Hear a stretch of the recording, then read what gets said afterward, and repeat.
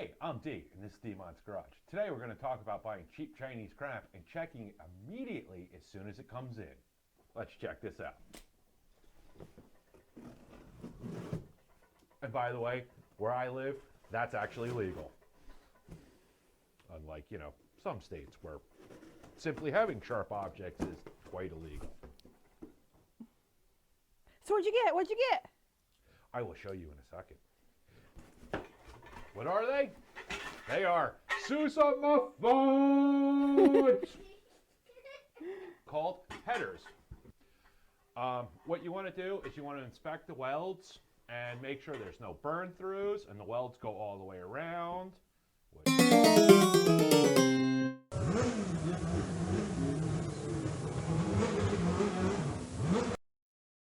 things you want to do is check all the welds on the outside and on the insides, and make sure that there's no burn throughs in the tubes, and all these welds are good, and there's no holes, you can't see daylight through them. In some cases, like I bought these cost me $80. I couldn't buy the flanges for $80. Sometimes buying headers like this and then taking them and cutting them up to be what you need to be is actually cheaper than A, building them, or B, getting the ones you need. On headers, what it is these replace the exhaust manifold. So the length of the tubes have to do with scavenging through sound waves out of the other tubes, which is why the inside is shaped like it is. On these, a lot of times what you'll do, because on the style headers that these generally do not get good seal. So what you'll do is you'll actually cut these off and weld a new end onto them, which is still inherently cheaper for $80 than buying a 2000, 1200, more than your car is worth. Anything else, you'll benefit from buying just these.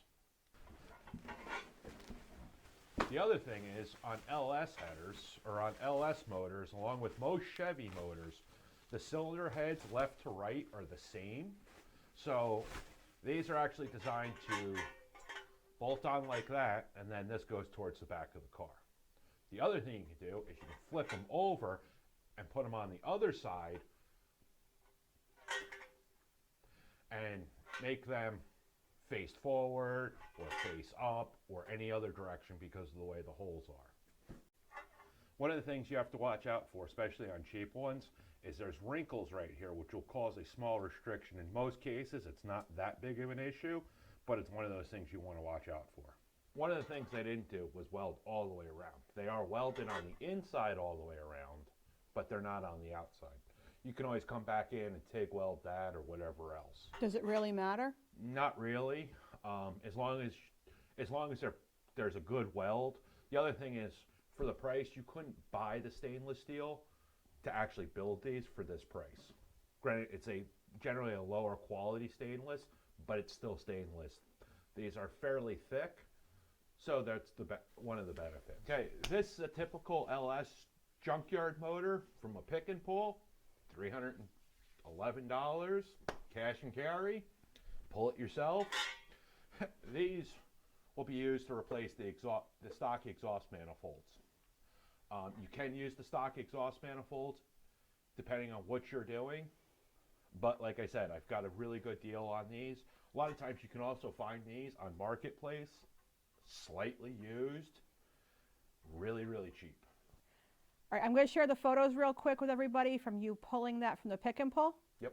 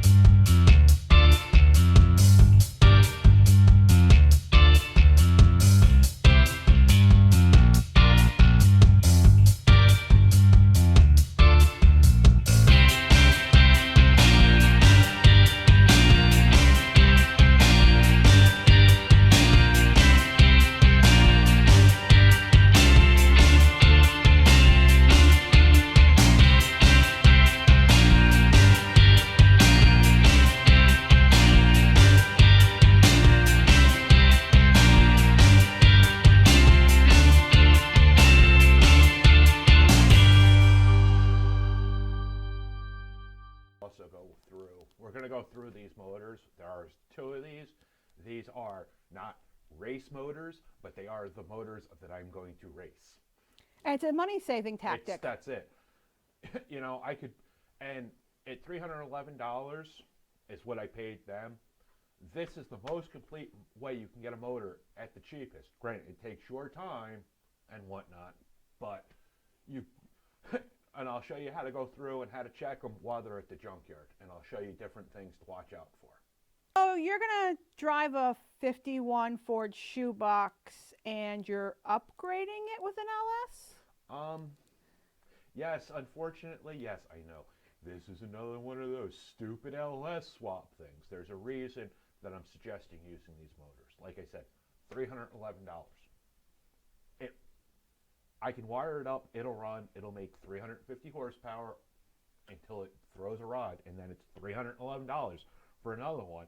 Or you could get it even cheaper without the accessories a lot of times. But it's a fully assembled motor. I have computers, and they're tunable very inexpensively and relatively easily. Are the Ford motors not as good? Well, the problem is the Ford originally came with a flathead V8, and well, getting parts for that is not easy. They don't make a lot of horsepower. I think they topped out at like 94 horsepower. And this will make how much? 350 in stock form before you really pretty much do anything to them. And you'll get, generally an LS motor, these are 5.3s, they'll go 250,000 miles. You can get out to 300,000 miles on them without any real problems. It's just better technology, better design. It's not a 70-year-old motor. So does Ford not have a newer motor that would be better than this, would bolt in easier? Oh, well, at that point, they don't necessarily bolt in any easier or any harder. The thing is my other option is a Coyote motor. And the cheapest you're going to find a Coyote motor for is like, that runs and has everything, is going to be well over, generally about $2,000. This, like I said, was $311. Computer, the whole 9 yards, ready to rock and roll. Why are LS motors so good? Well, mainly, it's like the original GM motors where they ran from 1955 all the way up until 97. All the parts were interchangeable for the most part. You know, there's bearing clearances and stuff that were slightly different in journals. But you could take a cylinder head off of one and smack it on another one, and it would work for the most part. The bolts were all the same for the most part. The same thing happens with these. This is a Gen 3. The Gen 4 cylinder heads will work. Everything up until they went to the LT engines, which are direct port injection besides, which is just a whole nother thing. But for the most part, there's a lot of these floating around. They were in pretty much every truck, anything with a V8, any truck, a bunch of cars. There's aluminum blocks that you can get for these. There's kits, plus for the most part, because it's a GM and everyone's gone to it because there's a gazillion of them, parts are inexpensive. Ford has a very bad tendency of going, well, we've designed this new motor and nothing else except for these particular motor parts fit with it. They did make the modular motor, which was kind of nice. They had a bunch of different stuff you could get for it, but it's kind of one of those weird things that never really caught on. And it's just going to cost you more money. Yeah, that's it. You're going to go hunting for parts. Where if I go looking for parts for this, I can go on Marketplace or wherever, and guys have the better cylinder heads for it to $300 all the way up to about $500 for like $799s. You know, yeah, they might have some mileage on it. You might have to clean them up, but for the most part, you can get good quality heads, stock heads. You can get aftermarket ones or even more, but for the most part, you're not going to flow that much air until you start making stupid horsepower. Would it be a good idea to have a second motor ready to go the first year, or the first year you probably won't need it? It varies. So what I'm going to do is I'm just going to go through this one real quick and make sure everything's good. I'm not going to put a bunch of horsepower. I'm not going to put a bunch of power through it.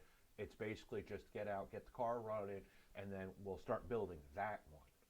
The other thing is if I break something in this, I have parts that I can pull out because for the most part they are identical.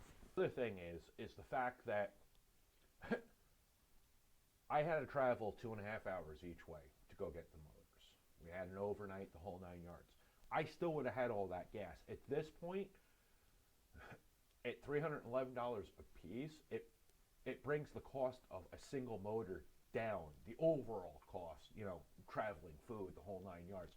And generally you can pull one of these in 2 to 3 hours, up to about 5, depending on whether you have to chase someone around to get the gantry or, you know, that kind of thing, to pull it out of the engine compartment. But you can have it all disconnected. The exhausts are already cut. There's only a couple of bolts that hold the motor mounts on, and then you have the transmission mounts and stuff.